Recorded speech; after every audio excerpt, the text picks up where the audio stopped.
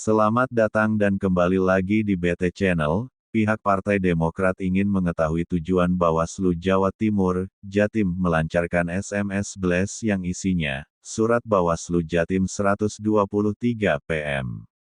Pukul 0-K.J-3803/2023 Tegel tanggal 13 Maret tahun 2023 melarang Masjid Al-Akbar untuk politik Anies Baswedan yang melanggar aturan pemilu.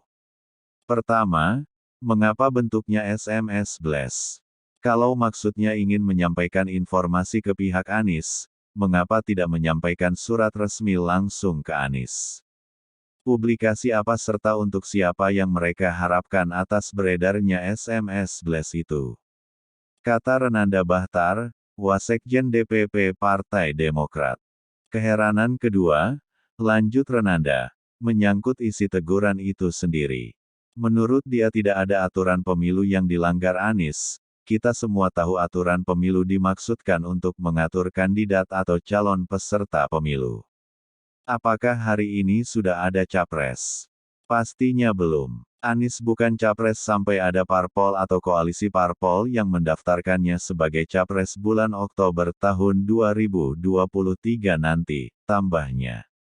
Apa yang dilakukan sejumlah tokoh yang diduga akan maju sebagai capres atau cawapres saat ini hanya sebatas sosialisasi, bukan kampanye, tutur Renanda Bahtar. Karena definisi dan batasan kampanye adalah kegiatan peserta pemilu atau pihak lain yang ditunjuk oleh peserta pemilu untuk meyakinkan pemilih dengan menawarkan visi, misi, program, dan/atau citra diri peserta pemilu, jelasnya.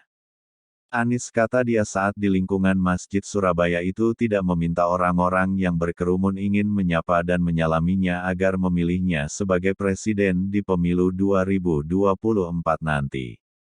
Anies hanya sekadar menyapa serta merespon jamaah yang selepas sholat mengerubunginya. Alih-alih meminta mereka untuk memilihnya, Anies justru memanfaatkannya untuk menyampaikan pesan damai yang menyejukkan. Pesan Anies saat itu hanya berkata, jaga soliditas.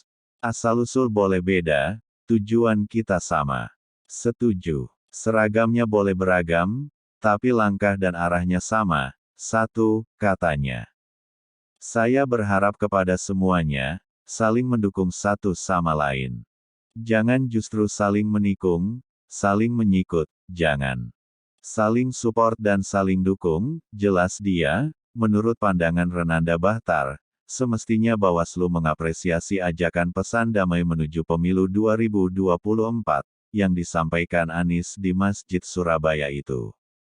Renanda Bahtar juga ingin mengingatkan bahwa Undang-Undang Pemilu Nomor 7 Tahun 2017 tidak mengatur secara jelas hal-hal apa saja yang dibatasi dalam kegiatan sosialisasi yang tidak dikategorikan sebagai kampanye. Jadi, apa yang dilakukan oleh sejumlah tokoh dengan berkeliling dan bertemu dengan berbagai komunitas saya rasa wajar saja, selama itu tidak menggunakan waktu kerja, fasilitas dan anggaran negara. Anies, jelas bukan pejabat publik, katanya. Bawaslu harus tunjukkan objektivitas, netralitas, dan independensinya.